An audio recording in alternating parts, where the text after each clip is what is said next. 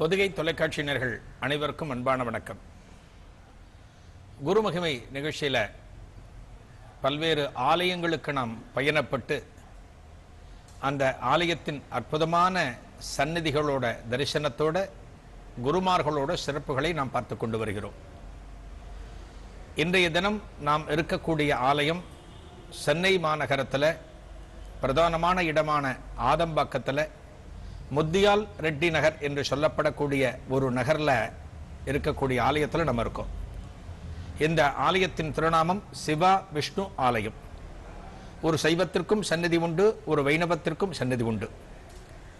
இந்த ஆலயத்திற்குள்ள நம்ம நுழையும் போது ஒரு முகப்பு கோபுரமானது வெகு அற்புதமாக அமைந்துள்ளது.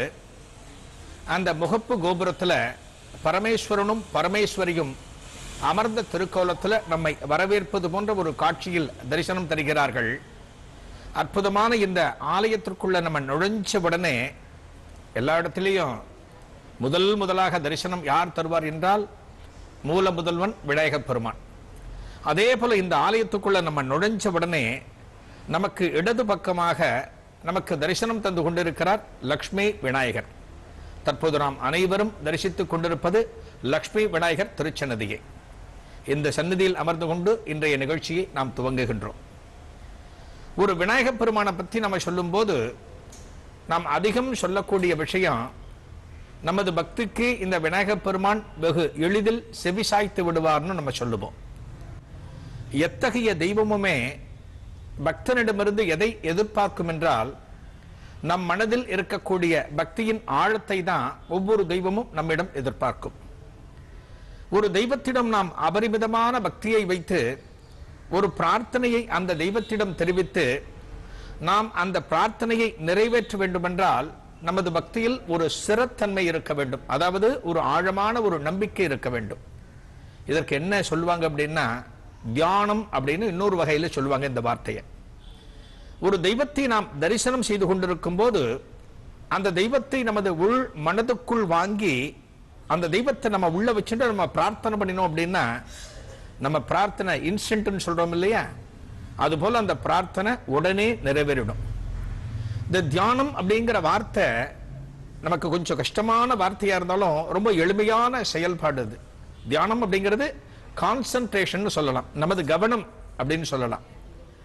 நமது கவனத்தை ஒருமுகமாக திருப்பும் போது, ஒரே இடத்தில் மட்டும் நிலை கொள்ள வைக்கும் போதுதான் நமக்கு இது எல்லாமே சித்தியாகும். திருவண்ணாமலையில் ரமண பகவான் எழுந்தார். இந்த ரமண பகவான் ஆசிரமத்தில் இருக்கும்போது அந்த பகவானுடைய சந்நிதிக்கு ஒரு கணவன், மனைவி, ஒரு சின்ன பையன் 3 பேர் வந்தார். அந்த பையனுக்கு பார்த்தா ஒரு 7 வயசு இருக்கும். நல்லா துருன்னு இருந்தான் அந்த பையன் பார்க்கறதுக்கு.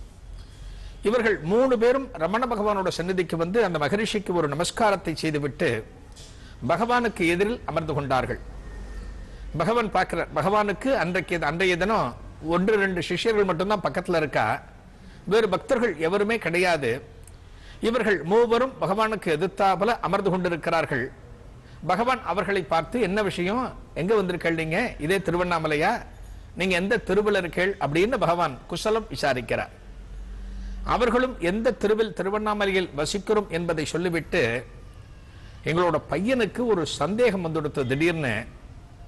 அவன் எங்களிடம் கேட்ட சந்தேகத்தை எங்களால அவனுக்கு நிவர்த்தி பண்ண முடியல. நாங்கள் சொன்ன விளக்கங்கள் அவனுக்கு போதுமானதாக இல்லை. பையன் திருப்தி அடையல. இந்த சந்தேகத்தை உங்ககிட்ட சொல்லணும், நீங்க இதற்கு ஒரு பதில் சொல்லணும்னு நாங்க கூட்டின்னு வந்திருக்கோம் அப்படின்னு சொல்ற. ரமண பகவான் பையனை பார்க்கிறார், அப்பா அம்மாவை பார்க்கிறார். என்ன சந்தேகம் பையனுக்கு சொல்லுங்கள அப்படிங்கிற. அந்த அப்பா சொல்றார், என்னோட பையன்கிட்ட நான் சொல்லிட்டு இருந்தேன், இந்த திருவண்ணாமலை என்பது அற்புதமான மகான்கள் வாழ்ந்த பூமி. எண்ணற்ற மகரிஷிகள் 12 காலத்திற்கு முன்னால் இங்கே தவம் செய்திருக்கிறார்கள். அதனுடைய சாநித்தியம் தான், அதனுடைய வைப்ரேஷன் தான் இங்கு வரக்கூடிய பக்தர்களுக்கு எல்லாமே கிடைத்து கொண்டிருக்கிறது. இவற்றுக்கெல்லாம் காரணம் என்னவென்றால் நமது முன்னோர்கள், நமது மகரிஷிகள் செய்த தியானம் தான் அப்படின்னு சொன்னேன். உடனே என் பையன் கிட்ட கேட்டான், அப்பா தியானம்னா என்ன அப்படின்னு கேட்டான். நான் அவன்கிட்ட சொன்னேன், அப்பா தியானம் என்றால் ஒரு சந்நிதிக்கு முன்னால் நாம் நின்று கொண்டிருக்கிறோம் என்றால் அல்லது நமது இல்லத்திலேயே ஓரிடத்தில் நாம் அமர்ந்து கொண்டிருக்கிறோம் என்றால் ஒரு குறிப்பிட்ட தெய்வத்தையோ ஒரு குறிப்பிட்ட மகானையோ நமது மனதிற்குள் நினைத்து அந்த மகானை மட்டுமே பிரார்த்தனை செய்து கொண்டிருப்பதுதான் தியானம் என்பது. இந்த தியானத்திற்கு நீ பழகிவிட்டால் உனக்கு எல்லாமே பலிதமாகும், உனக்கு எல்லாமே சுலபமாக கிடைத்து விடும்னு நான் அவங்கிட்ட சொன்னேன். அந்த பையனுக்கு அது புரியல. என்னப்பா உன்னையே நினைச்சுட்டு இருக்கணும்னா எப்படிப்பா எனக்கு புரியல. எனக்கு நான் திருவண்ணாமலை கோவிலில் போய் உட்கார்றேன், அருணாச்சலேஸ்வரரை பார்க்குறேன், அருணாச்சலா அருணாச்சலான்னு நான் சொல்லிட்டு இருக்கணுமா இல்லை மனசுக்குள்ள நினைக்கணுமா? எப்படி அருணாச்சலேஸ்வரர் என்னோட மனசுக்குள்ள வருவார்னு அவன் கேட்கறான். அவனுக்கு நான் அதற்கும் விளக்கம் சொல்லி பார்த்தேன். அந்த விளக்கங்கள் அவனுக்கு திருப்தி இல்லை.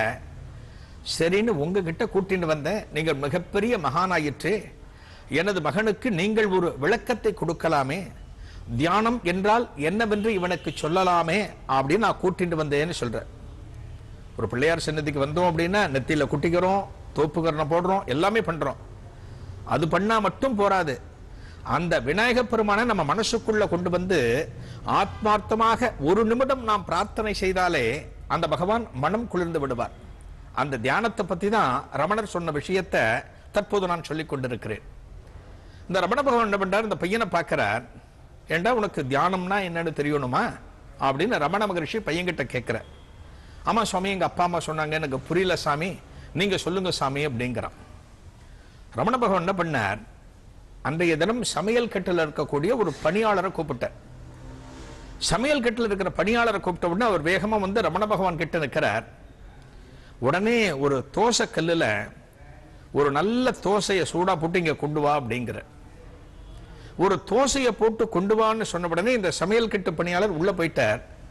இந்த பையன் என்ன பண்றான், சின்ன பையன், 7 வயசு பையன், ஓ தியானம் என்றால் தோசை சாப்பிடுவதுதான் தியானம் போல இருக்கு, அதான் பகவான் ஒரு தோசையை சொல்றார் போல இருக்கு. பையன் கொஞ்சம் குஷியா உட்கார ஆரம்பிச்சான்.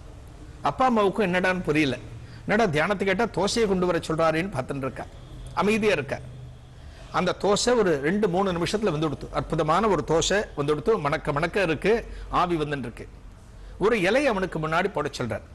அந்த 7 வயது பையன் இருக்கான் இல்லையா, அவனுக்கு முன்னாடி ஒரு வாழை இலையை போட சொல்றார். அந்த இலையை தொடச்சு விட சொல்றார்.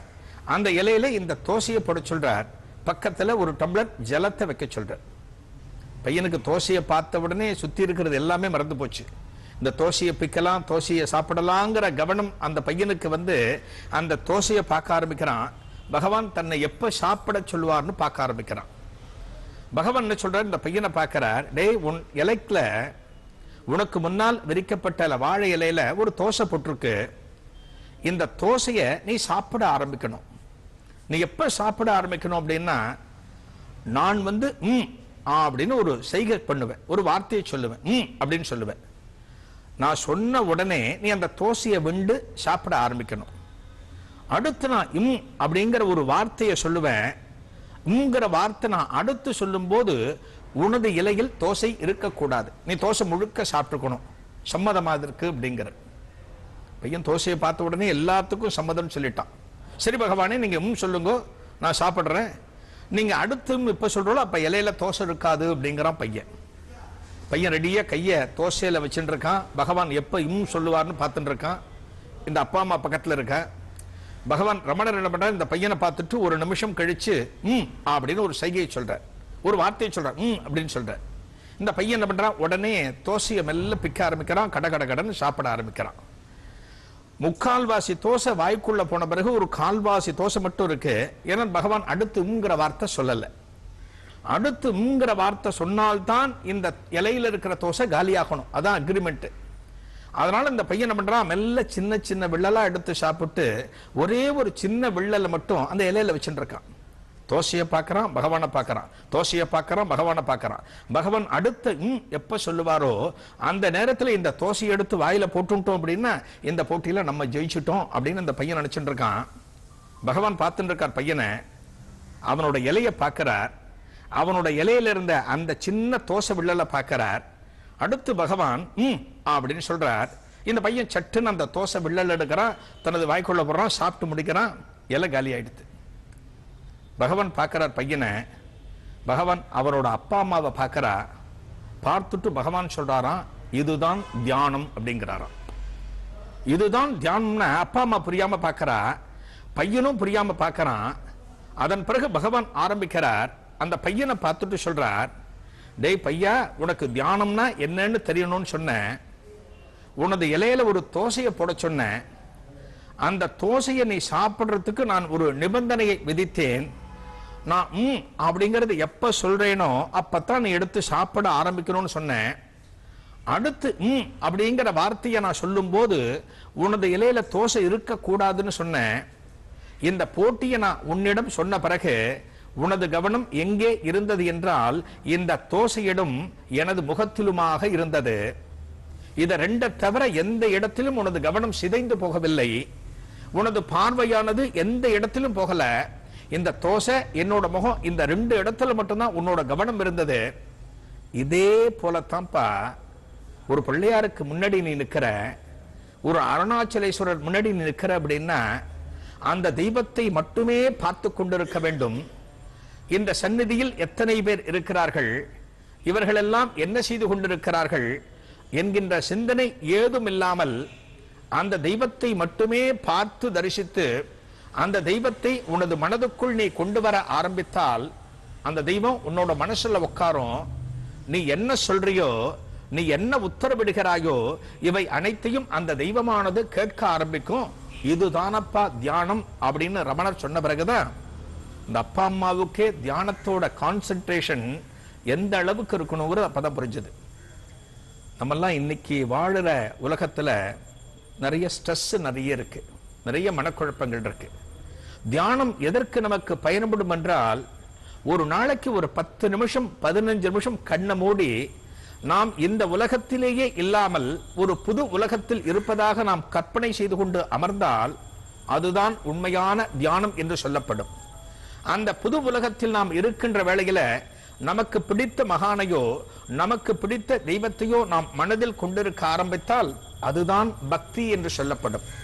தியானத்திற்கும் பக்திக்குமான இடைவெளி என்பது நாம் எந்த அளவுக்கு தியானத்தை நோக்கி நகர்கிறோம் என்பதை வைத்துதான் உள்ளது. இந்த தியானம் அத்தனை பேரும் நம்ம கடைபிடிக்கணும். தோசையை மறந்துடணும். தியானத்தை மட்டுமே கொண்டு பகவானை மனதிற்குள் நாம் கொண்டு வர வேண்டும். நாளைய குருமகிமை நிகழ்ச்சியில் ஒரு புதிய அனுபவத்தை காணலாம். நன்றி, வணக்கம்.